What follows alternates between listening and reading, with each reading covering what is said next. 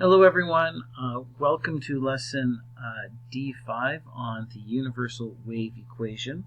Now before we get started on the universal wave equation, we're going to go through a bunch of definitions specifically in reference to waves.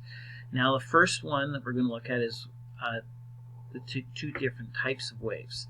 So we got a transverse wave and a longitudinal wave. Now a transverse wave is where the particles will travel up and down as the waves move this way. So the particles travel perpendicular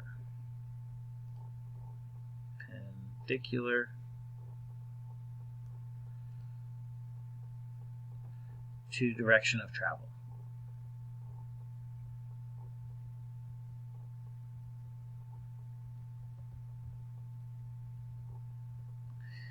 Where longitudinal wave, the other type of wave, is where the wave particles travel parallel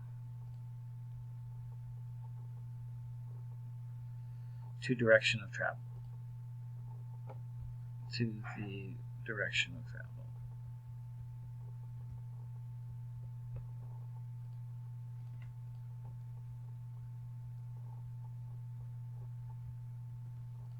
Okay, usually helps with a picture, and because my art skills are not great, I'll just use this one that I grabbed here. Here we see again, in both these waves, the direction of travel is to the right, but with the transverse wave, you can see that the particles have moved up and down.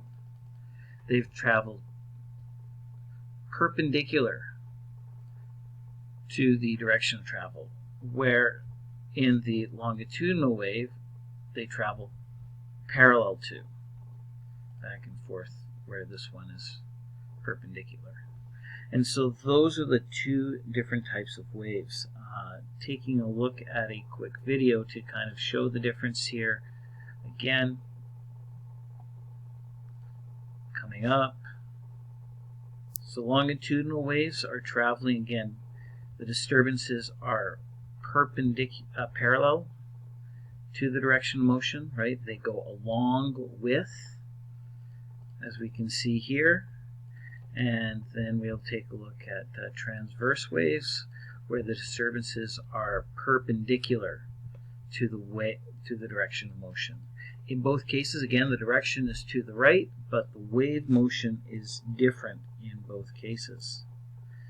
Now, within longitudinal waves, so we'll mark these longitudinal. This is longitudinal only.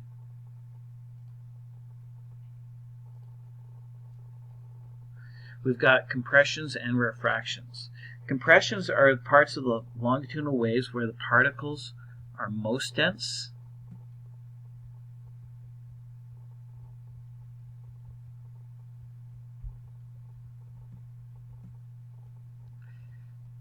And a refraction are where the particles are least dense.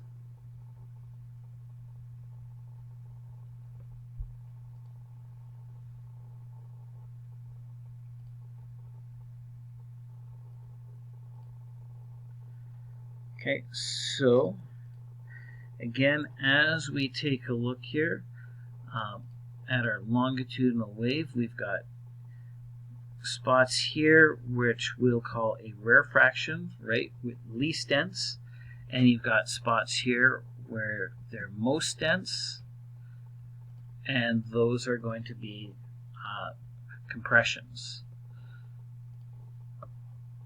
Now, when we take a look at the definitions, a lot of this happens in what we call a wave pulse, which is when we've got a single disturbance. Single wave disturbance is a single wave pulse.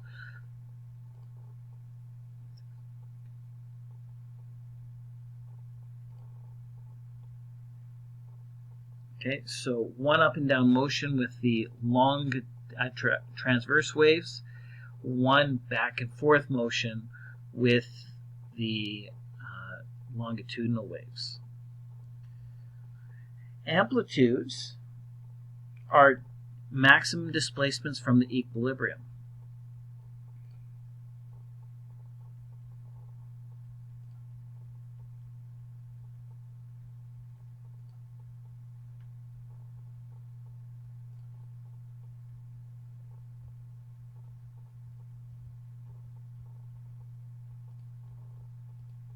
Now, in a longitudinal wave, that is going to be kind of like the normal density, and the maximum displacement we have from that, the maximum change in density, would be your amplitude. Right? So you'll have some places which are just normal. But in a transverse wave, we don't describe them in terms of particle density. In transverse waves, we've got crests and troughs. And so the crest is considered just the top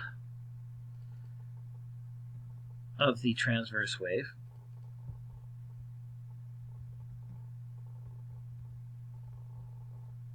Where the crest is the bottom. Now I'm putting top and bottom in quotations there because these are relative terms. You know, what do you call the top? What do you call the bottom? Is relative from your point of view, but whichever one you have calling the top and which one you have calling the bottom doesn't matter.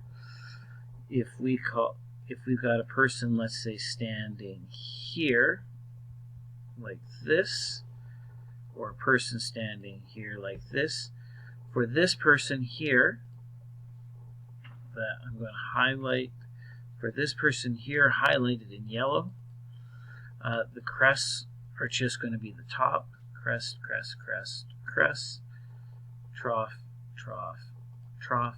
Now this person here underneath, the person in red, they'll see what we see as the troughs as being the crests, and what we see as the crests as being the troughs. It doesn't really matter as long as you're consistent throughout. But typically just the way that it's portrayed, top of the page, bottom of the page. Now the wavelength is going to be the distance between crests.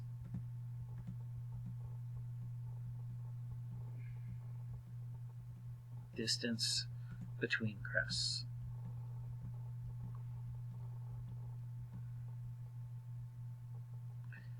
Okay, now when we take a look, in the case of our drawing here, that would be this distance right here. Now, while it is crest to crest, this distance will actually always be the same as this distance from trough to trough. It will also be the same as going from the equilibrium point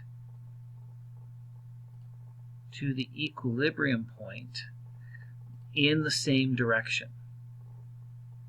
right? So going from here to here, all of these four lengths would be the same and would be defined as the wavelength. But we're going to just give it the quick definition of distance between crests. The frequency is the number of waves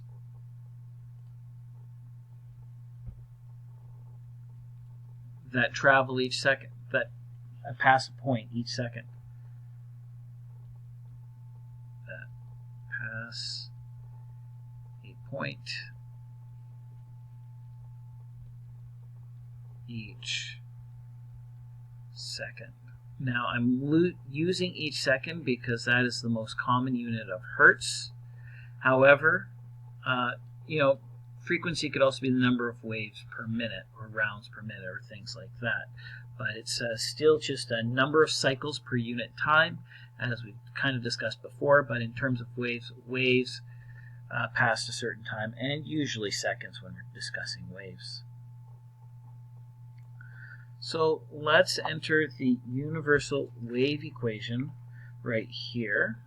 And that is velocity is equal to wavelength times frequency.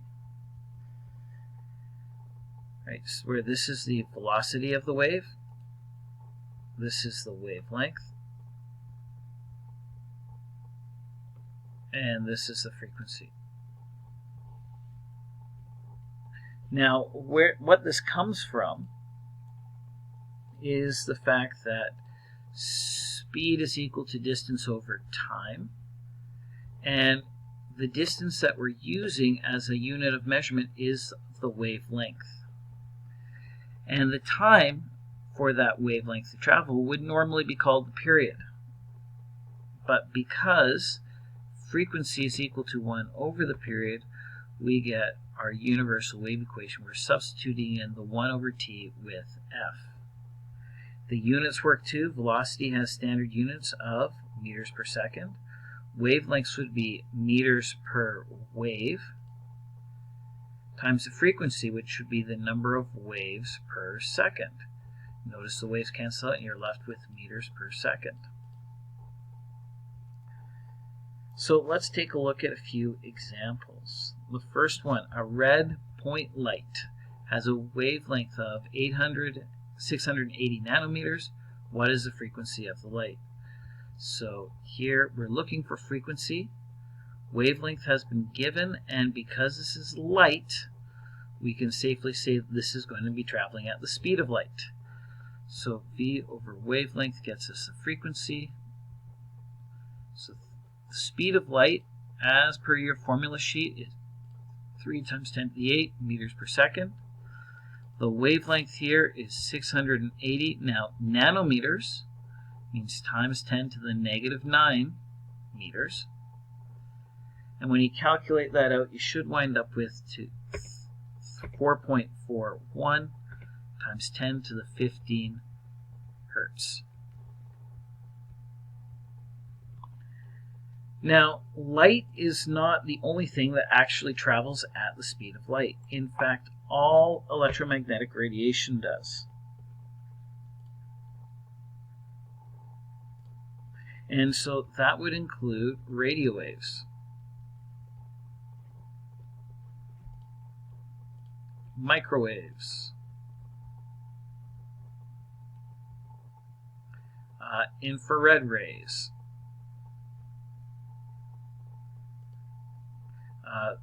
of course, visible light, ultraviolet light, though,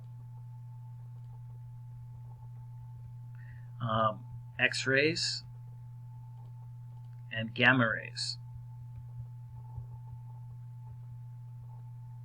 All of these will travel at the speed of light because they're actually all electromagnetic radiation. So when we take a look at example number 2 here, what is the wavelength of 630 Chet's radio signal, which is 630 kilohertz? Well, in this case, we're looking for the wavelength. We've got frequency, and because this is an electromagnetic wave, we can again assume 3.00 times 10 to the 8 meters per second divided by the frequency, which is 630 times 10 to the 3 hertz. Put in the units there, and so the wavelength in this case winds up being quite a long 476 meters. Again, 3 sig digs.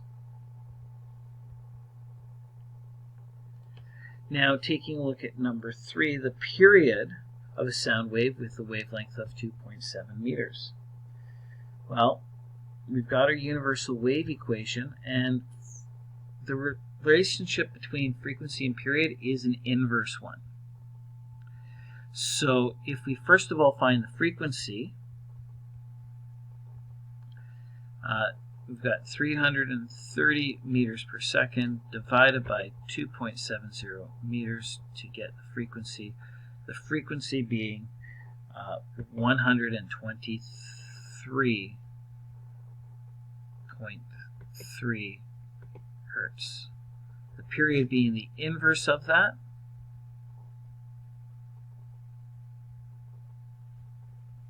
Gets you 8.11 times 10 to the negative 3 seconds.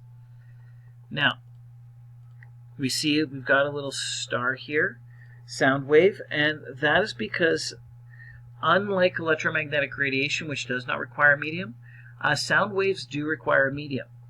And so the speed of sound is going to be very much dependent upon the medium. It varies quite